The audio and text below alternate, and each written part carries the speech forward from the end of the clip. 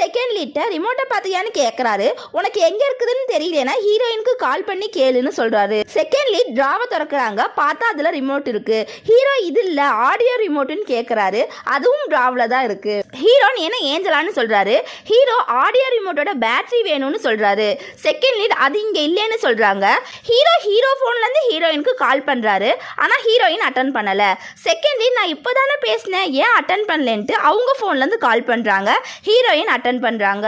Hero அவன் என் ஃபோனை கூட எடுக்க மாட்டேங்கிறான்னு ஃபீல் பண்ணுறாரு. செகண்ட் லீட் ஹீரோயின்ட்ட பேட்டரி எங்கே இருக்குன்னு தெரியுமான்னு கேட்குறாங்க.